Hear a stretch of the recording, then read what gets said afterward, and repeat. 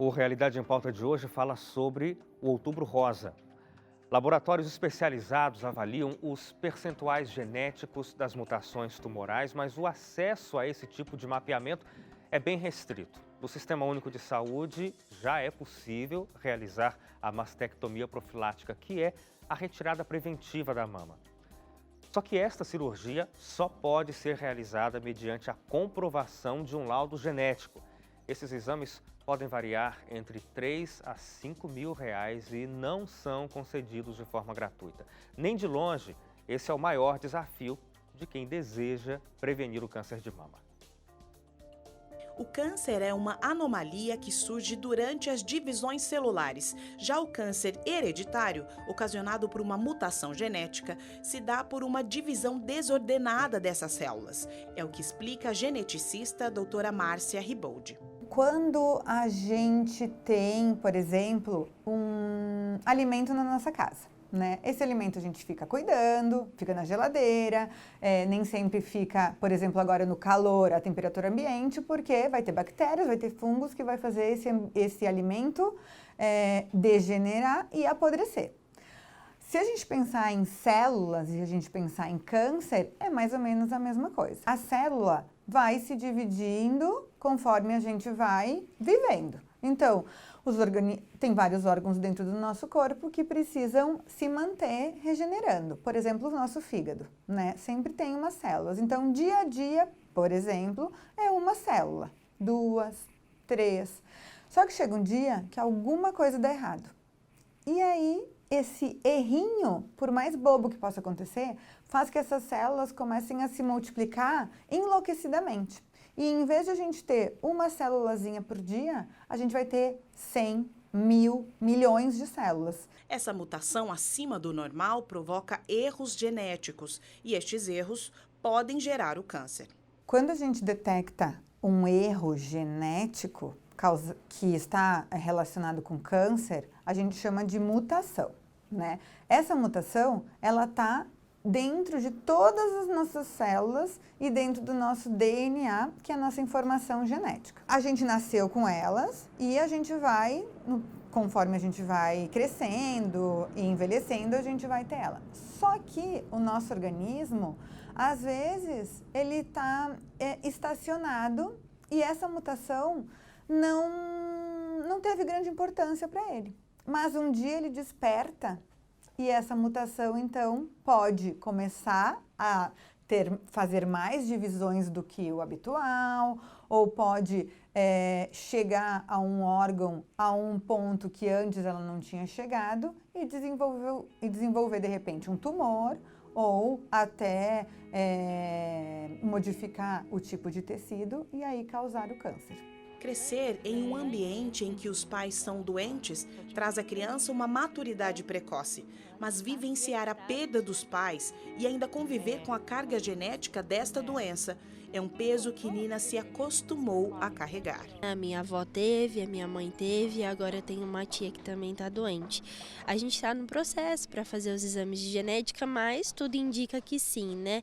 Eu também acabei descobrindo um nódulo, a princípio nos primeiros exames não preocupantes, mas pelo nosso quadro, né, da genética, então eu preciso voltar aos meus exames. Eu não pude concluir porque eu fiquei grávida e teve essa questão da amamentação, tudo, teve exames que eu não consegui fazer.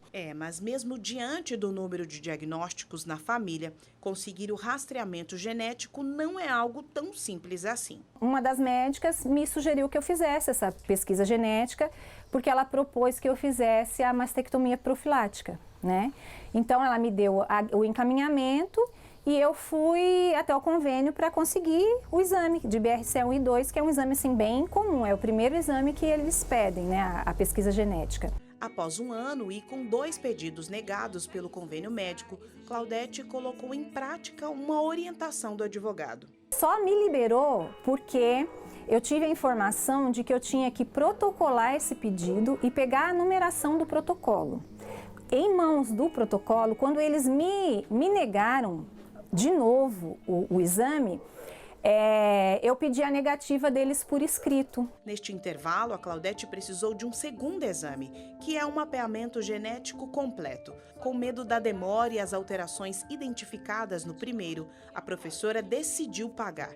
Os valores desse tipo de exame podem variar entre R$2 a R$5.000. No SUS, ainda não está bem claro essa questão dos testes genéticos, né? Tem discussões, muitas discussões relacionadas a isso, entre o SUS pagar ou não esses exames. Pelo que eu sei, a grande maioria é que ele não paga esse teste, mesmo tendo histórico familiar ou não. Mas o que o SUS faz hoje é realizar a cirurgia de retirada, né, dos seios ou até dos ovários, então a mastectomia, e sim, sem custo, mas diante de um exame genético comprovando que tem a mutação. Então, acaba ficando meio que uma situação complicada, porque se eu recorrer ao SUS para ele me ajudar a descobrir, enfim, se eu tenho câncer, descobrir se a minha família tem a mutação e tudo isso, ele não faz a primeira parte que eu preciso, que é saber a minha mutação, se eu tenho ou não a mutação. Os exames genéticos não são os únicos desafios de quem luta contra o tempo e contra o câncer. A coordenadora desta ONG explica alguns desses outros desafios. A falta de acesso é um outro fator muito impactante que leva à detecção tardia do câncer de mama. Então, ela não tem onde fazer o exame, ela demora muito tempo para conseguir marcar o exame, ou quando ela chega lá, o equipamento público quebrou, aquilo tem que ser reagendado, ela tem dificuldade, às vezes ela não tem dinheiro para pagar uma passagem de ônibus para ir até o serviço, não tem quem fique com os filhos, não pode deixar o trabalho, então são vários fatores que levam essa mulher a não detectar o câncer precocemente. Enquanto que no sistema público as práticas básicas são de difícil acesso, a ciência avança a passos largos. Atualmente já é possível identificar os genes em mutação para quebrar esta sequência hereditária, antes mesmo da concepção do feto. A gente consegue, então, detectar essa mutação na paciente, confeccionar um marcador para detectar essa mesma mutações nos embriões dela. As amostras desse DNA são preparadas por este robô e sequenciadas nestes outros equipamentos. Um sistema bioinformático analisa os resultados que identificam as mutações no gene rastreado. Para muito além das máquinas estão as vidas de mulheres que não desistem de lutar, mesmo diante do maior desafio já enfrentado. Então você dá uma parada e fala, você vai pensar em você vai pensar neles e você vai seguir em frente. Lutar pela sua vida, lutar pelas suas coisas, tentar voltar à sua rotina normal e não parar. E eu sei que todo mundo que passa por isso, lá na frente vai ter uma resposta. A gente aprende na dor, né? Nós, pacientes oncológicas, né, que tivemos o câncer, a gente aprende com a dor.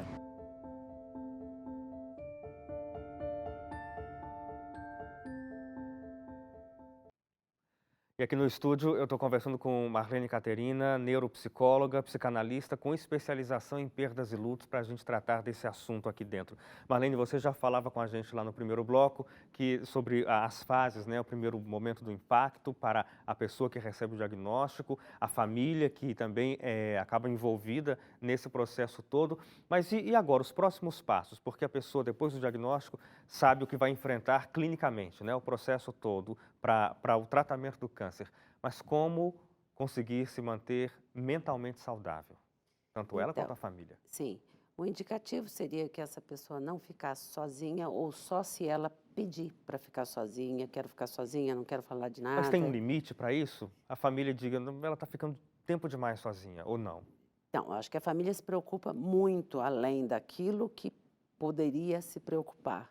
Tem que realmente estar ligada, estar atenta com a alimentação, ver se ela precisa de alguma ajuda, né? Porque ela vai passar pelo processo de químio, de rádio, e ela fica muito assustada, o que será agora, né? Então, já que ela sabe, ela vai ter vários momentos em que ela vai apresentar algumas atitudes e a família vai estar ligada, né? Então, esse acolhimento de estar sempre com ela, de sentar junto para almoçar, para jantar, deixar ela falar o que vier na cabeça, escutar, ter esse afeto no sentido assim, vou com você, eu vou acompanhar você na rádio, eu vou com você na químio, você tem que ir lá buscar as crianças, eu vou com você. Eu acho que esse acolhimento é de fundamental importância.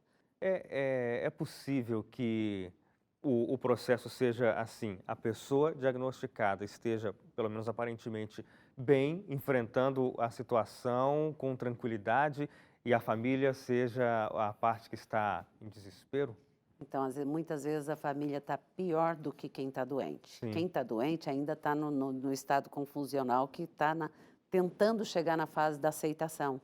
E aí a família, ela percebe que a família está numa movimentação, que está mais nervoso, que pergunta toda hora coisas para ela, que fica o tempo todo tentando, você está bem? Você está bem? Né? O que você está sentindo? Então, nem sempre é muito bom fazer isso, né? Porque é como se a atenção tivesse 100% para ela, é para dar essa atenção, mas tratar normal. Tem né? como trabalhar isso para que esse momento da aceitação seja antecipado, tanto para o diagnosticado quanto para a família? Então, Hélio, existe todo o processo é importante, porque é uma elaboração mesmo psíquica, Faz né? parte. Como qualquer luto, o primeiro momento é o susto, é o medo, é a angústia, a tristeza, entrar em contato com esses sentimentos que está internalizado, né? E a pessoa que está sentindo tudo isso, ela pode somatizar, o corpo pode falar, ela vai ter dor de cabeça, ela vai ter dor de barriga, ela vai ter diarreia, ela vai ter vários sintomas físicos em função do que já está no processo de elaboração, a questão da aceitação, né? Porque ela está querendo entender, ela quer aceitar e sabe os caminhos que ela vai enfrentar, só que ela está com muito medo, né? E ela pensa o tempo todo na morte. Qualquer hora eu não vou estar aqui, qualquer hora eu não vou estar aqui. Isso é uma repetição constante. Então, ela precisa de muito apoio. E muitas vezes um acompanhamento com o psicólogo seria a indicação. Até porque ela vai ter um amparo de uma pessoa externa da casa, que não está nesse processo de luto junto com ela dentro do próprio ambiente. Então, isso ajuda ela a libertar e falar, porque quanto mais ela falar para uma outra pessoa que ela não consegue dizer na família, para ela é melhor a aceitação e a elaboração. O processo de falar é importantíssimo, ela só não consegue dizer isso para a família. Para a família, mas para um profissional qualificado. Para profissional, para uma isso pessoa vai ser externa, para uma importante. amiga. Se ela tiver necessidade, ela vai falar. Mas é importante que se fale até esgotar mesmo, até para ela acelerar essa aceitação dela. Muito bem. Marlene, eu agradeço muito pela sua colaboração com a gente. Foi de extrema importância ter você aqui hoje. Muito obrigado. Obrigada, Hélio. Obrigada. E agradeço a você de casa também pela sua colaboração, por acompanhar aqui o programa mais uma vez. Essa nossa conversa vai estar disponível lá no nosso site depois, novotempo.com/jornalismo. E eu convido você a acompanhar a programação do Novo Tempo e o nosso programa no próximo encontro. Até lá. Tchau, tchau.